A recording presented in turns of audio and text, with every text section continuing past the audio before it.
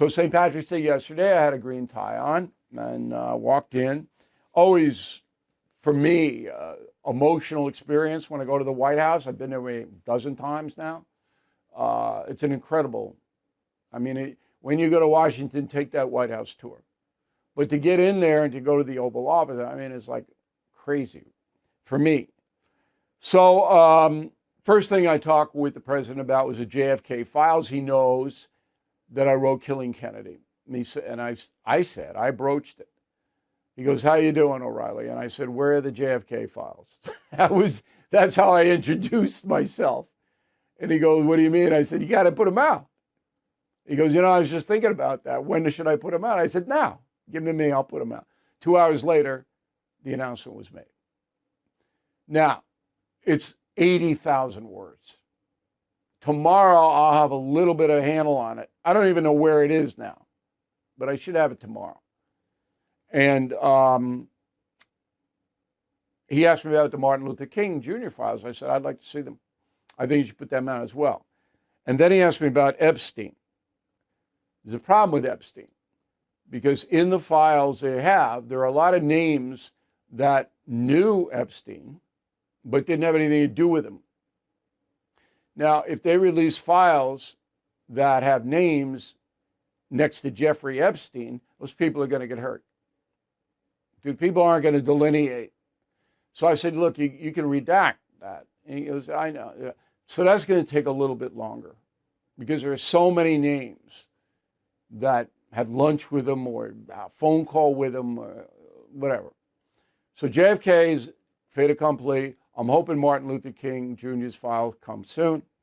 And then Epstein, I don't know when. It's the least important. Now, last night I was on News Nation with Leland Vittert, and we talked about the JFK stuff. Go. Is there anything that's going to come out that will be the aha moment, something to prove some kind of conspiracy? No. Okay. I don't believe there's going to be any new gunmen or any of that. So why does it matter? It matters for history. Because if you had the most powerful intelligence agency in the world, the CIA, tracking a guy named Lee Harvey Oswald, who without a doubt killed JFK, there's got to be a reason why they lost track of him. Because they did. And tomorrow we will have an excellent historian about JFK along with me. And if you're interested in this, this is the place to be. The other thing we discussed is case law. And case law, as you may remember, in 2015, was written up by me. And it said that if you are a criminal migrant and deported and you come back, that you get between 5 and 10 years in a federal penitentiary for violating the deportation. It was based on 32-year-old Kate Steinle, who was killed walking in Fisherman's Wharf with her father by a drug dealer, undocumented criminal, who had been deported 5 times. And he shot this young woman to death. That man is in Mexico now, deported again. He served time in the USA, but it was horrendous. Mitch McConnell killed the bill. Okay, he said, oh, I wouldn't have passed anyway. You're a big phony. So what? You introduce it, you get it going. Trump's going to get that bill going, I think. And this is very personal to me. All right, so that's the outline of the entire conversation. Let's go to Putin and Trump. I can tell you these things on a factual basis. Donald Trump has a strategy on how to deal with Putin. Okay? It is do not demean him. Do not insult him. Do not be disrespectful to him. That is Trump's strategy. It's not that he likes Putin or he's buddies with Putin or he wants to go to Mar-a-Lago with Putin. No. He wants this blood to stop in Ukraine. And the only person who can make it stop is Putin. That's it. Okay. If you don't accept that, then you don't want to watch me because that's the truth and that's reality. Trump does not like Zelensky. Doesn't trust him, doesn't like him. that doesn't really matter at this point because Zelensky's got no power. It's between Trump and Putin. Europe can't, Putin doesn't have any respect for Europe.